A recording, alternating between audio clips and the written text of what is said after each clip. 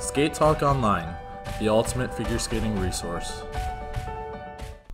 Hi everybody, I'm PJ Kwong, sometimes known as @SkatingPJ, and although I make my home in Toronto, Canada, I am currently in northern Saskatchewan, Melfort to be exact, to see my cousin's hockey tournament. I've never been to one, so it's going to be fun.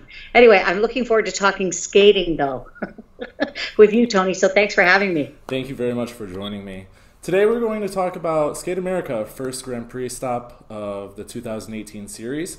Starts Friday and is returning to Everett, Washington. This is considered by many skating fans to be the major first competition of the year. Yeah. Let's talk about the men first. Obviously, the favorite has to be reigning world champion, skating at home, Nathan Chen. Come on, Nathan. You just are the most amazing young skater.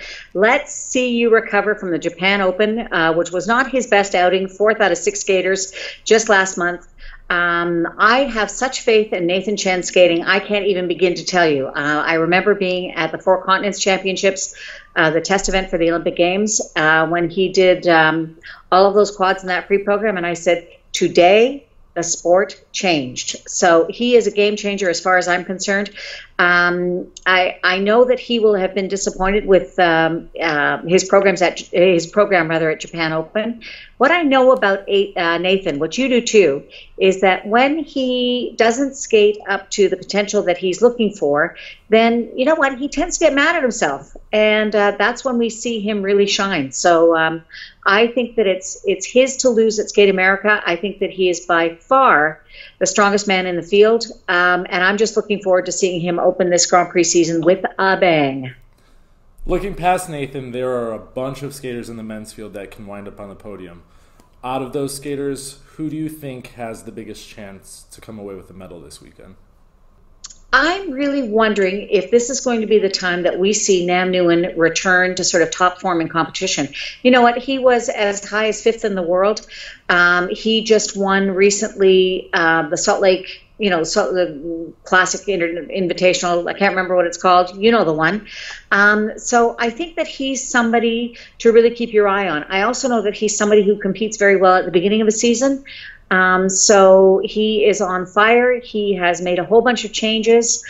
He's paying for his skating all himself.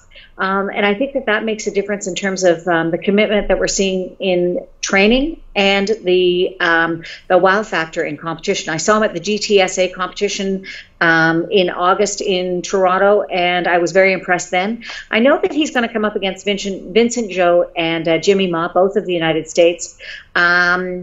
Before we started recording, you and I were talking about a couple of veterans. Vincent is the other man that I'm really keeping my eye on. So, these guys, these young guys are still sort of works in progress, I think. There's some veterans, but those are the ones that I'm really keeping my eye on. What do you think?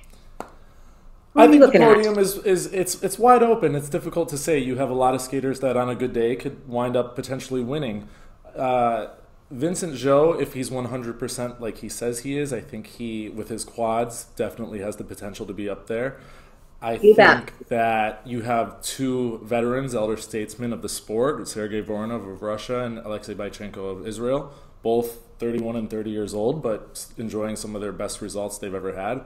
Bychenko's actually ranked 4th in the World Championships.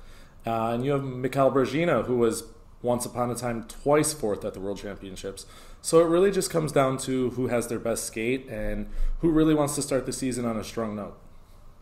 But it will be exciting. Also think that when we're looking at those veteran competitors, you have to remember, I really think that men's figure skating is a young man's game these days. I think that with all of the technical elements that they're throwing into the programs, and it's not easy with the program having been shortened by 30 seconds, there's a whole lot of stuff that's got to get put in there. I really think it's a bit of a young man's game. It's not to take anything away from Voronov or Brezhina or Bychenko, but it's just that, Nathan Chen, those young knees. I mean, seriously, this is a guy that really means business, and he's a thinking man skater. So what I like about him is he has a very cerebral approach to his skating. So if there's an error, he's looking to correct that, and he's got youth on his side. So same with Vincent for sure. And I just think that it's a very exciting time to be watching men's figure skating. Moving on to the ladies. Let's do it. Another strong field. One of the surprise maybe favorites going in is Brady Tennell from the United States. You actually were at the Autumn Classic last month. You saw her skate. Much improved. What were your thoughts? Well, first of all, I call her Brady 10 out of Tennell. Get what I did? See what I did there? She is a 10 out of 10 as far as I'm concerned. I think that she is going to threaten for the world podium. I am so impressed by the huge number of changes that she's made in terms of style.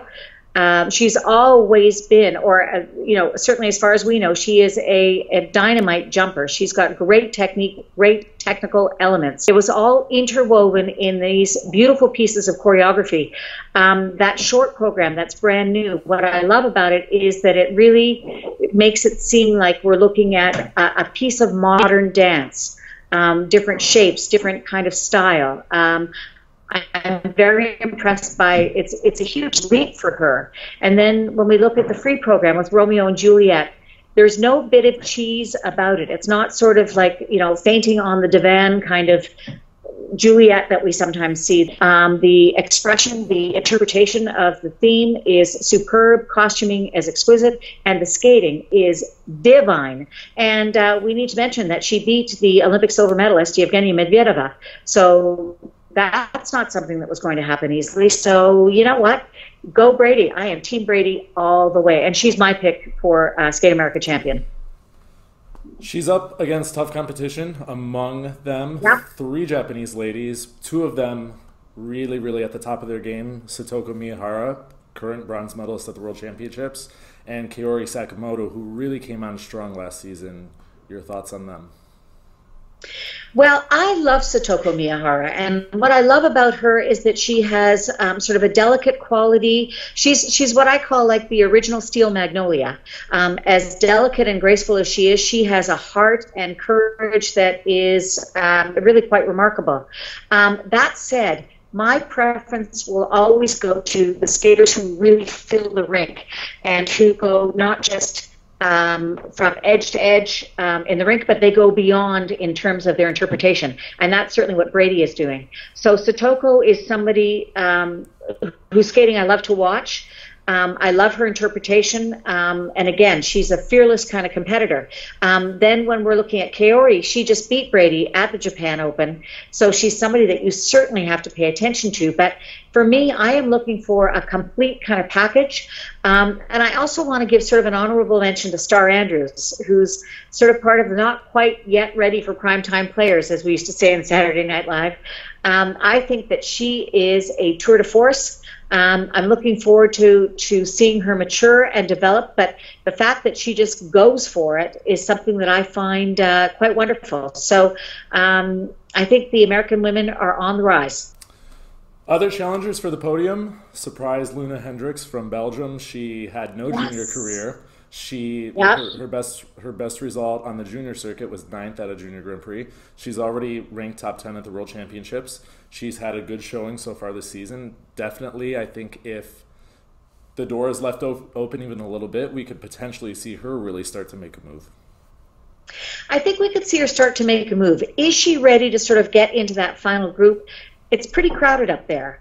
I have to say that I'm very impressed with how she performed at Nebelhorn, and I think that she's definitely what we call a dark horse. This is the thing about the Grand Prix season. No one had ever heard of Caitlin Dawson. Caitlin who?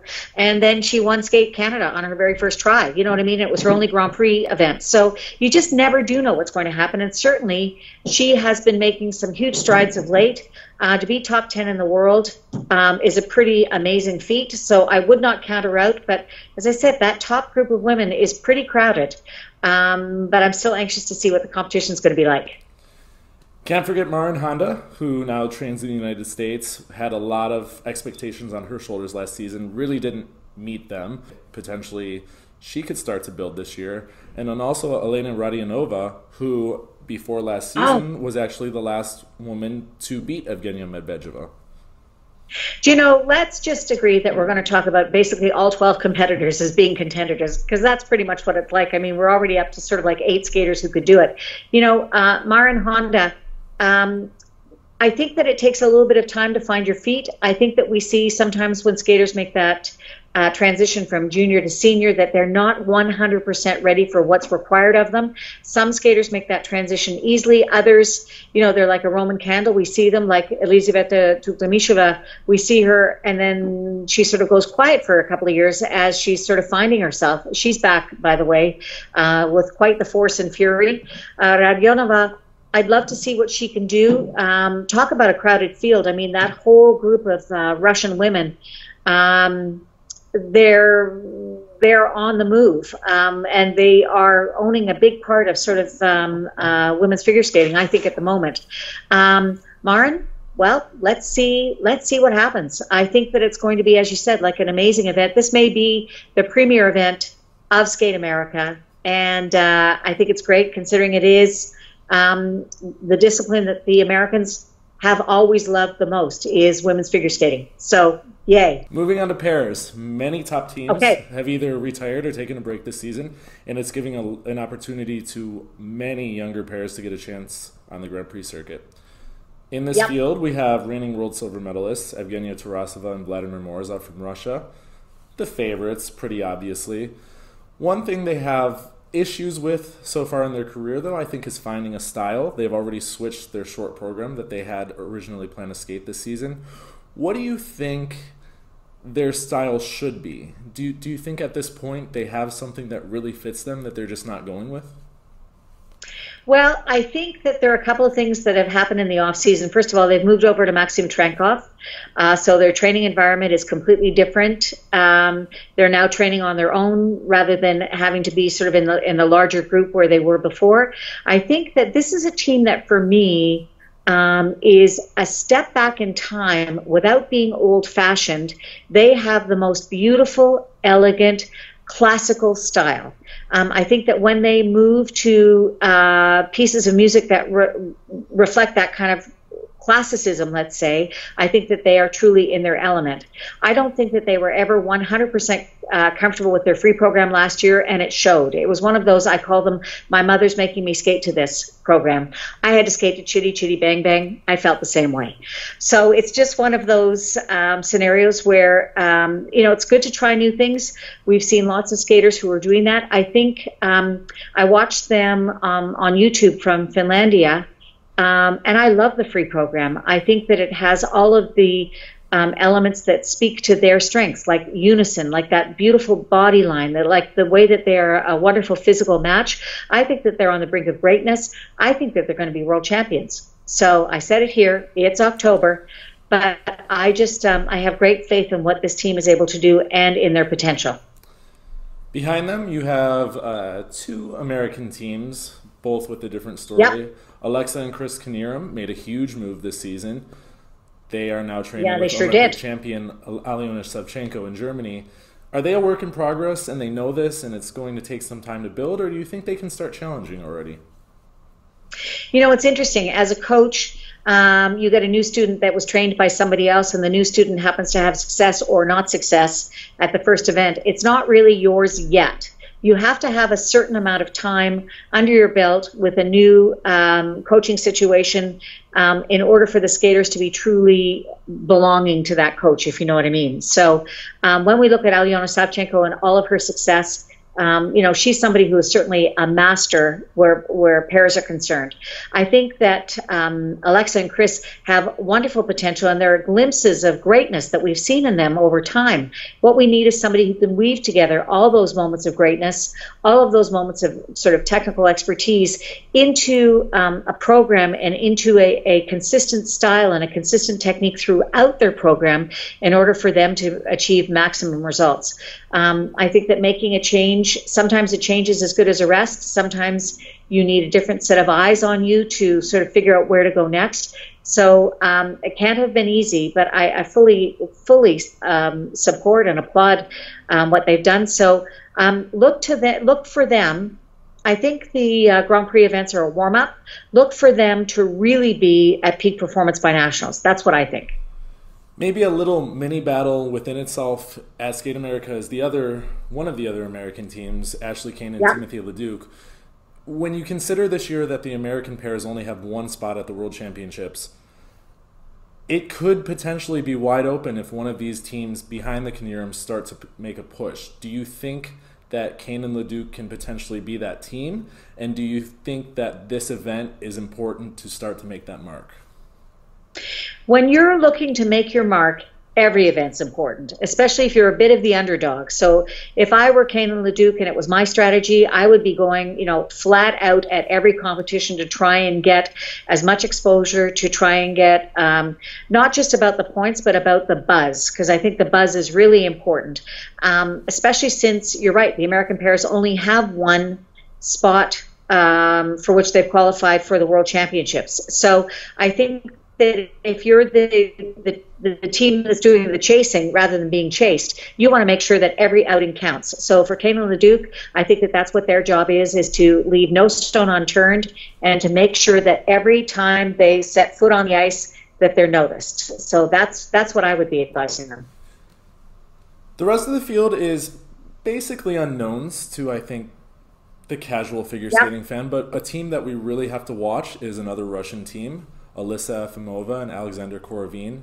They're nationally very lower ranked, but when you consider the depth of Russia and all the disciplines, that really doesn't say anything. They did beat the Knierims last month at Nebelhorn Trophy. What do you think about their skating? Yeah. Well, to tell you the truth, Oleg Vasiliev is their coach. And I was lucky enough when I was in St. Petersburg this summer, I got invited to go to the rink to watch a practice session with all of the junior and senior teams on the ice.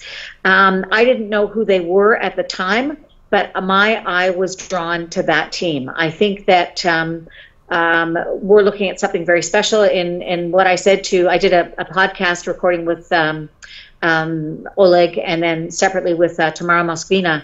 And to Oleg, I said, this looks like a pear factory. I mean, honestly, it was just nonstop and talented and hardworking pairs. But that is a very special team. They're young. They're still evolving. I think that, keep your eye on them because Russians love their pair skating.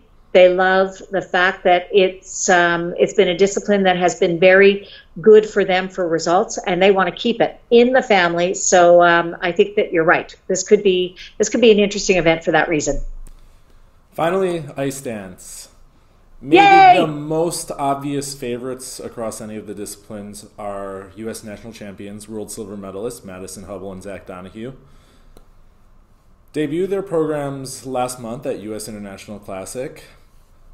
What did you think? Well, I've got to tell you that where Maddie and Zach are concerned, and I've said this to them, I don't know any team that has continued to push through and to try and improve, and they get gold medals, gold stars, whatever you want to call it, across the board for being a team that has continued to improve wherever they can. They're really so smart at trying to figure out what their best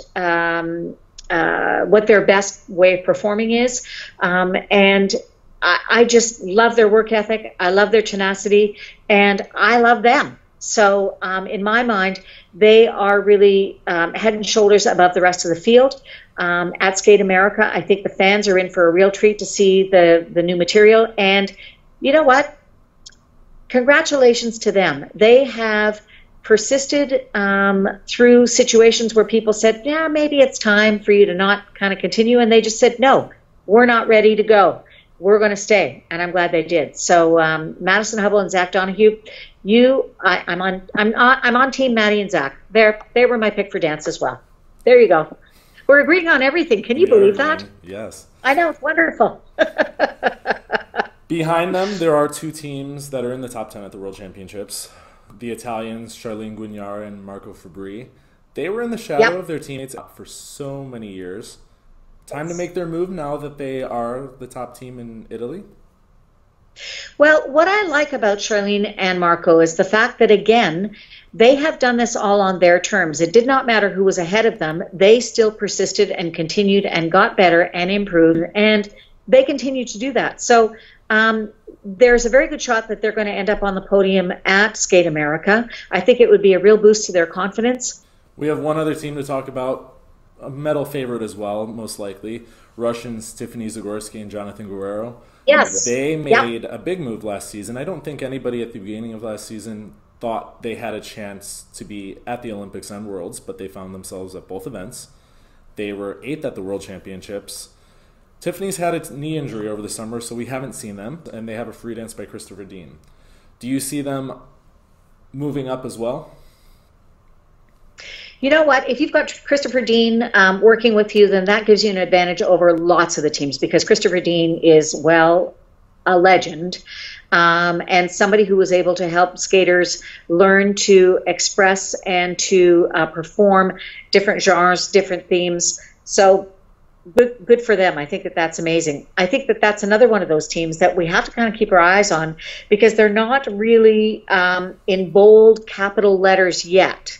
So if they've been able to come up with innovative material and they have a solid rhythm dance, that puts them sort of more into the picture, more into the, you know, I consider our collective skating consciousness. And you have to do something new, something different in order for us to really see you. So if using Christopher Dean to help create your free dance, if that's one of the tricks that you've got in your arsenal, good for you, because I want to see that. I'm hopeful that her knee's healthy and that they can compete to their maximum potential. It's going to be a great event. We also, the third American team that recently got announced, Karina Manta and Joseph Johnson, they also have a free dance by Christopher Dean, so we're in for a double treat. Wow. With the free dance there. I think that the ice dance field, though, is very crowded with lots of very talented teams, even with those who have departed from the scene. We've still got, Gabriela Papadakis and Guillaume Cizeron, obviously, who are just going to be the leaders of the pack, and then everybody else sort of creeping behind them. So you're going to have sensational material this year if you want to compete, and I think that everything is going to get separated out in the rhythm dance. That Tango Romantica has very complex timing, real precision is required, plus a way of expressing that tango sort of feel. Smart and Diaz from Spain, their rhythm dance, look it up on YouTube, is amazing. So I'm looking for sort of that authenticity. So once you do the Tango Romantica and you've done your twizzles, basically it's over. So it better count. Every last step better count. So I think that's where we're going to see the separation is in that rhythm dance, and that's what we need to be looking for. And then headed into the free dance, I'm just looking for interesting and innovative material, because again, that's what counts in this season. It's the post-Olympic season. Some people think it's a throwaway season. I don't. I think this is where the deck gets shuffled again. And if you want to be taken seriously for Beijing in 2022, that journey starts now. Make no mistake. Thank you so much, PJ. Skate America starts October 19th. It's Friday. I hope you do this again. It's a lot of fun. I always respect everything that you say. Pleasure to talk to you. The pleasure is mine. Thank you so much for having me. And everybody, watch Skate America. It's going to be a great competition. And make sure you tweet with me at Skating PJ so we can talk about the skating as it's happening. I'm really looking forward to it. Thank you, PJ.